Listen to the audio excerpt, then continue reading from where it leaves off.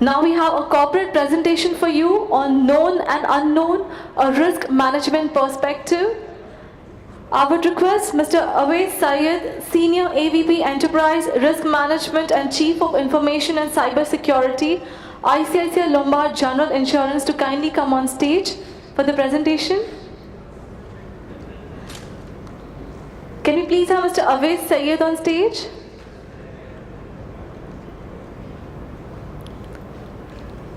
He will be back in a short break.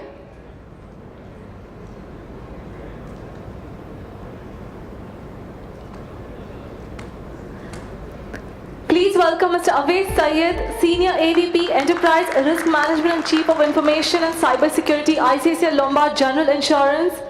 With a huge round of applause, he's going to do a corporate presentation for us on known and unknown, a risk management perspective. Thank you. A very good afternoon to everyone. I'm so sorry I'm delaying your lunch, but I think it will make sense to hear me out because we all come from the known and the unknown family. So please can you help me with the presentation?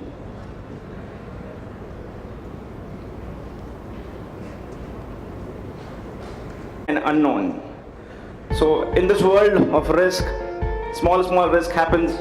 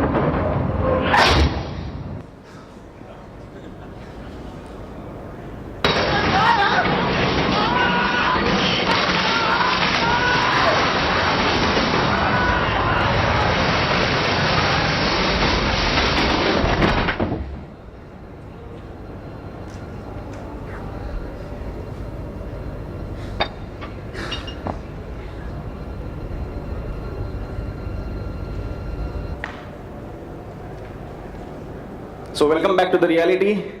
Nothing of this sort will happen to us. So we live in an environment where risk is widely discussed, but it's very less understood. Risk is exactly like our nose, sitting right between our eyes, but we can't see it.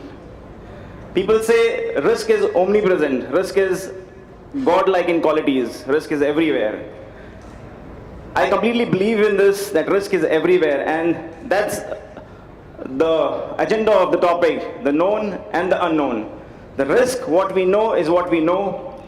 The risk, what we don't know, but it's there, it's the risk unknown. And the risk which nobody knows is the completely unknown.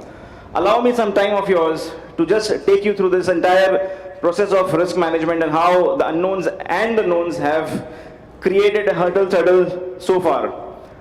Unmanaged risk can prove to be disastrous. If you go back 100 years, nothing was wrong with Titanic. It was money management versus risk management.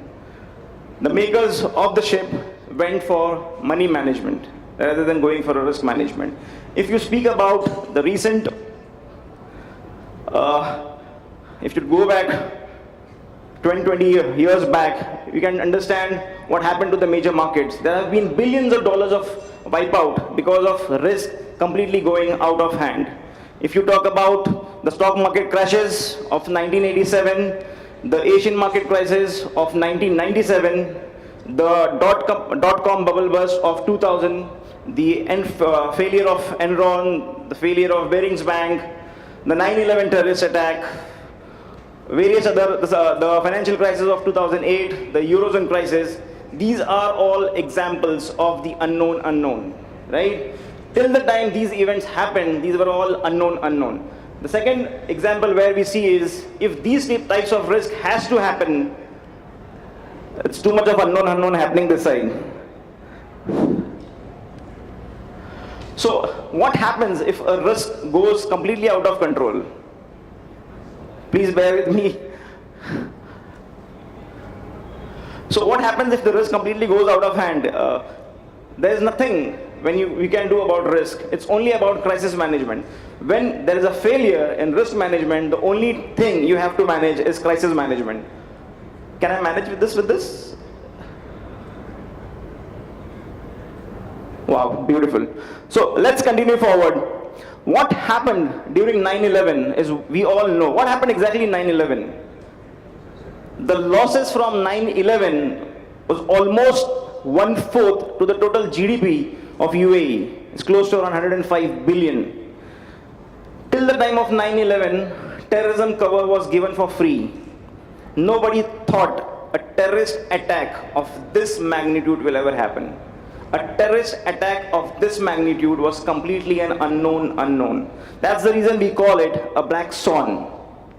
But what 9/11 also taught the entire world is, there were people other than the WTC who got impacted. There are people like you and me having offices in the premises. You and me were not able to function for almost a year. Why? And what business line it produced? See, whenever there is a risk, there is an opportunity. 9/11 produced an opportunity for the entire general insurance industry. Any guess which line of business just got a boom after 9/11? Insurers, guys, please. Business interruption policies. Loss of profit.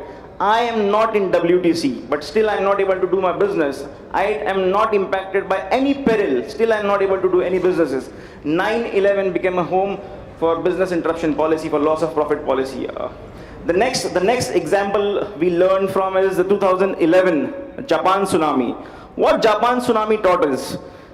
Japan did everything possible. They have gone back into the past, have seen everything about the nature of tsunamis and have accordingly prepared. But there had to happen an unknown. The event of Japan tsunami was 1 in 150 years event. They never thought that this magnitude of tsunami will ever hit them. Next. Just hold on. So, when Japan tsunami happened, there was one thing which was shot throughout the world. Again, this particular unknown, when it became known, it gave to two major line of business. The Japan tsunami, after the tsunami, there was one major household shortage across the globe. Do you know what it was? Please. It was the diapers. There was a huge shortage for diapers throughout the world because the core chemical used for diaper manufacturers across the globe is being supplied from Japan. And what the industry learned from this unknown is supply chain management, BCB. So I think every time when you talk about the known, we prepare for the known. Every time the unknown happens, we again prepare for the known because it has become a known. Moving forward, there's a very famous author by the name of Jim Collins. Anybody have read him? Jim Collins? 1994, he has written a very nice book by the name of Built to Last. He studied all the American companies and he adopted the best practices in this book, that what will make a company to last for a longer time. In 1994, he wrote this book. Out of taking an inspiration from this book and from those companies, he wrote another book, Good to Great, in 2001. So all those companies which were built to last, from those companies, the companies that became too good, too great, was written by him in 2001. Then comes the financial crisis of 2008. And then comes his next edition, which says, How the Mighty Fall. Are you getting the irony over? So anyone and everyone who thinks they are too great or too big to fall, it's not at all true. You can fall. Then again, he came back with the book in 2011. So just pause down here. What happened in this entire scenario is close to around 80% of the Fortune 500 companies either shrunk or failed after the financial crisis. This gave a lesson to all the entire world about those 20% companies who still survived. And then comes his next book in 2011, which says, Great by Choice. Here, the author is trying to talk about the choices the company makes. These choices are nothing but optimum risk management decisions, which normally a company takes. So going back to the slide, when we talk about, I hope you can recollect from, go back, from this picture very well. What happened to all these brands? Were they never prepared for a risk management plan, or never they had a resilience plan? Do you think that Kodak never thought to have a digital camera, or Nestle, Nokia never prepared for a market fight with other companies, or the Gulf of Mexico, British Petroleum, or Yahoo? What beautifully happened with Kodak is a 150-year-old company just failed because they ignored. They ignored what? The first ever digital camera was made in the R&D of Kodak. But their primary business was not cameras, their primary business was paper. If digital camera comes into market, the paper business will go down. The main source of revenue. So again, here it's a poor management. So what we talk about today is the governance. What we talk about today is enterprise risk management. So next. So what is risk in insurance? Do you all agree that risk is the beating heart for all insurers? Just imagine a world without risk. Will you and me get paid into an insurance industry? How will a world without risk look like? Or how will a world without insurance look like? Have you ever thought there cannot be a world without risk? Right? There will always be risk, and there will always be human elements who want to overpower this risk. Risk is the beating heart of insurers. What we do is we successfully manage these knowns, these unknowns, and the unknowable. I was always very passionate to understand how an insurance profession look like. So it's a very creative thing. This is how insurance professionals look like. So we are not the snake, right? We are the snake charmers. So what if a snake charmer is charming the audience without a snake? How will the audience react? So we are exactly risk charmers. We all are not insurers. We are risk manufacturers. We take risk off, OFF, off from a customer's balance sheet. His balance sheet becomes lighter, right? What happens to my balance sheet? My balance sheet becomes heavier. Motor insurance, railway insurance, life insurance, health insurance, crop insurance, mass scheme, Pradhan Mantri scheme, aviation insurance, liability insurance. What happens to my balance sheet? I am just manufacturing and pulling in risk. The whole world is giving away their risk, and I am buying that risk. So that's the reason it's my beating heart. If this risk is not there, I'll not be able to survive. In this scenario, risk becomes my business enabler. I have to optimally manage this risk, generate revenue after making optimal decisions and in the risk management scenarios. So next, please. What is good risk management for you? As a country, back. I'm so sorry about it. What is good risk management? We are all insurers, almost, right? Insurance industry has seen 3 eras: pre-independence era, the nationalization era, and the privatization era. The current era is of creating value. What will you do after creating value? What will you do after creating value? Guys, any volunteers, please be with me. What will you do after creating value? You'll protect it, right? The whole objective is how do you protect value? as insurers, so in India, insurance is since last 200 years, 1818. So last 200 years, we are doing insurance in India. Everybody in an insurance company is an island of excellence. Best of the underwriters, best of the actuaries, best of the claims guys, best of the investment team. The need of the hour when we talk about digitalization, when we talk about the cyber threat, when we talk about threats coming from privacy, when we talk about threats coming from reputational risk. What happened to Snapchat? One comment by a celebrity took down their entire market share. One comment. Are we prepared for it? The companies, the 20% companies who survived the financial crisis of 2008 were those companies where there was a lateral talk of risk management, where people talk to each other on risk management, where risk management is not only a subject for the risk management department, where risk management becomes a core culture in every decision. Risk management, unless and until if taken as the core culture of an organization, it cannot be managed. I'll give you a very interesting example is, people say attrition at the rate of 10% is manageable because industry has a 10% attrition. Do you agree to this? A 10% attrition, if a company start taking into consideration as a okay risk, what if that 10% comes from major attrition from an actuarial department? So that attrition of 10% is cumulated by, say, 50% attrition in actuarial department or 20% actuarial in crop insurance department, underwriting. If, unless and until we don't see what the root cause of these attritions and which all important departments these root causes are impacting, we'll never be able to create an actual picture. As a management, we'll always see 10% attrition, it's okay. It's below my appetite, let's move forward. What's next?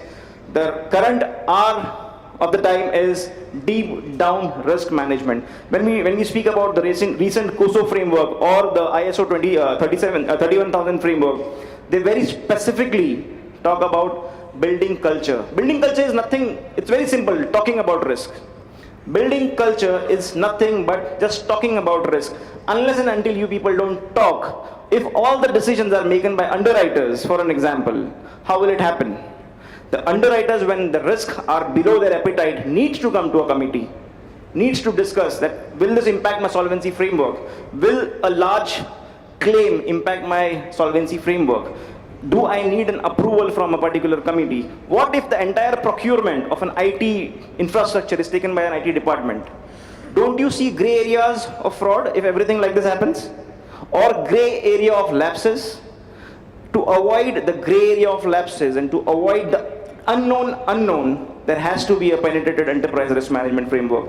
We at ICICI Lombard, I'm proud to say this, are the first company in the world to have been certified ISO 31000 2018 for our risk management practices. We did nothing new. Whatever the guidelines said, we have implemented those frameworks. The corporate governance guidelines of 2016 very clearly says that risk has to be attached with a reward.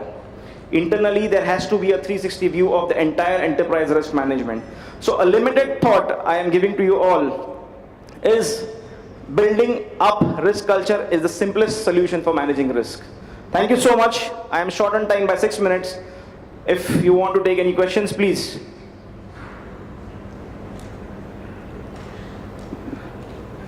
The floor can take questions.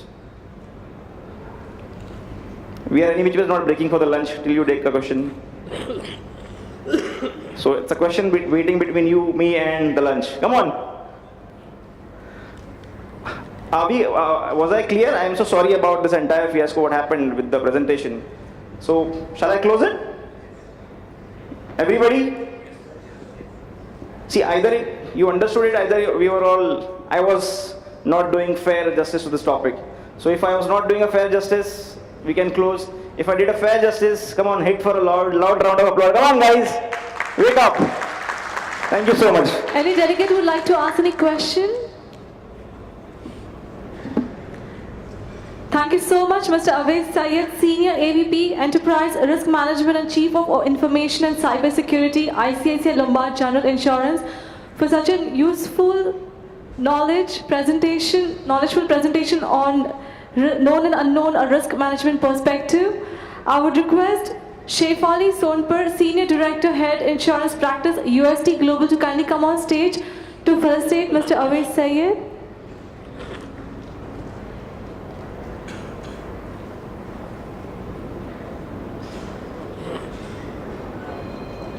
Please welcome with a huge round of applause.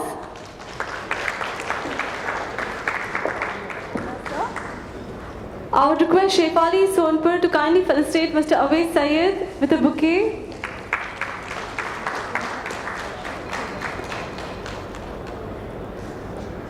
Thank you. Mr. Awais Syed, please stay back. There's someone who would like to ask some question.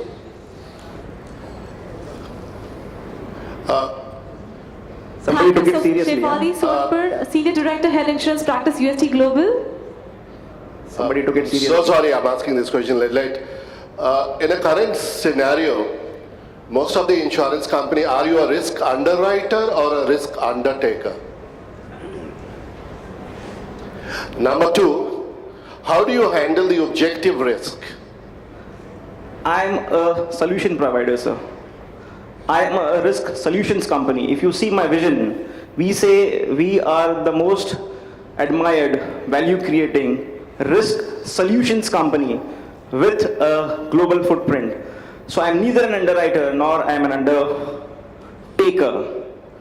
I am a solutions provider in this current competitive environment where pricing pressure is there. I think in next couple of years, we will all be risk solutions company. Every company is now striving towards providing solutions, risk-based solutions. If the risk-based tariff regime opens up in our country, I think that will be the most beautiful thing to happen. The pricing pressure will almost go down. There will be a fair pricing mechanism. If Aadhaar is getting integrated, right? Two people having a health insurance plan will give me a what?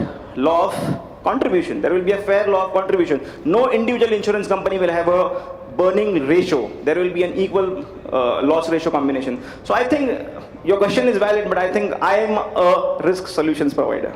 That sounds nice, but unfortunately, in reality, risk-based underwriting not taking place. And coming back to my question, how do you handle the objective risk? See, objective risk will depend upon the objective. So when we talk about a reputational risk, how do I handle my reputational risk? So the question when the other colleague asked is, how you fair price a cyber insurance? To handle my reputational risk, it's an objective risk. I entered into a cyber security policy, right? I wanted to have a cyber security arrangement. Can I, a company like ICICI, Lombard, have appetite towards my reputational risk? Can I afford to? Because if there will also be an exposure to my sister, to my other company, there will also be an exposure to my parent company. So the way we are handling objective risk is based on the objective risk. If you can give me a scenario, I can answer to an objective risk. So there has to be an objective, there has to be a specialized treatment to an objective risk. So if you have a scenario, I will definitely like to answer it. Because we have created an enterprise risk management framework where we have 5 major categories of risk, further divided into 25 subcategories of risk, further divided into 43 main elements of risk. So these risks can be, employee fraud, fraud by agents. This risk can be a default from my reinsurers, a delay in reinsurance placement, or a delay in payment from my government schemes. So I have various elements of risk. So I think you have to give me an objective. Or else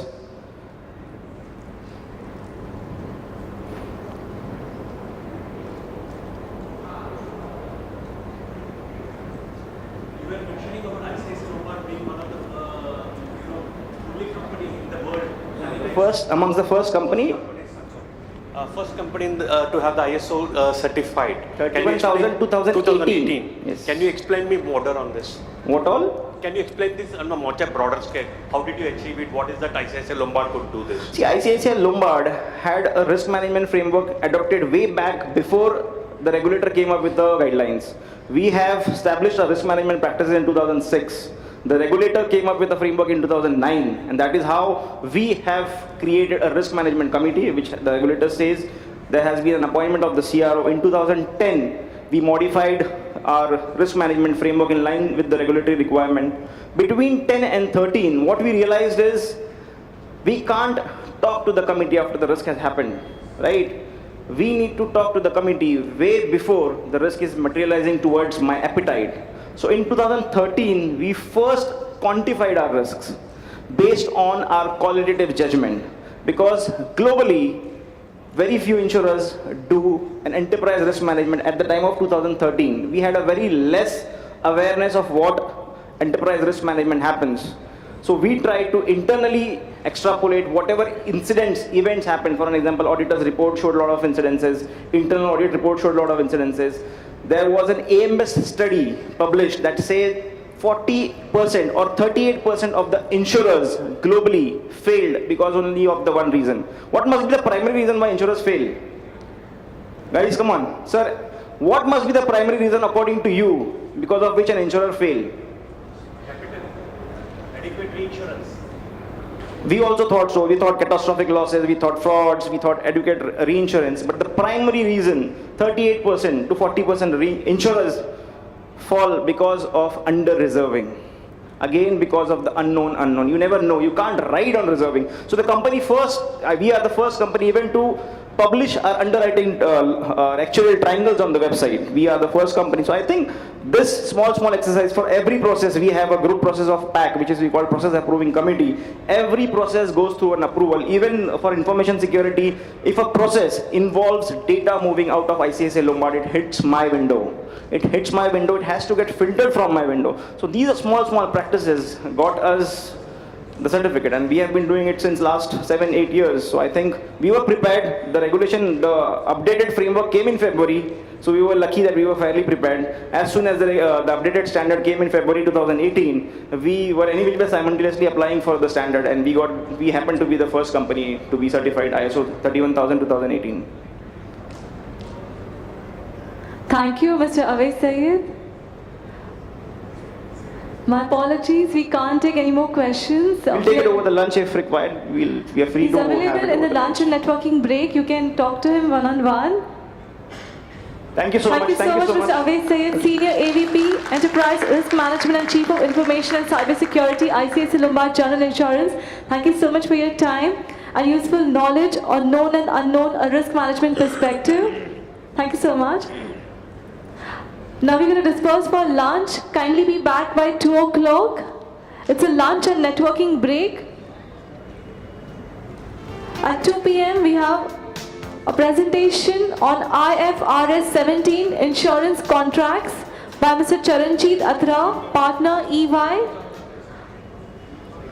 I would request everyone, all the delegates, to kindly come back by 2 p.m. It's a very important presentation on IFRS 17 insurance contracts. All delegates will receive participation certificates accessing lunch and networking break. Welcome back on behalf of Quest Conferences to the 3rd Annual Insurance India Summit and Awards 2018. Our next corporate presentation is on IFRS 17 insurance contracts. I would request Mr. Charanjit Atra, partner EY, to kindly come on stage.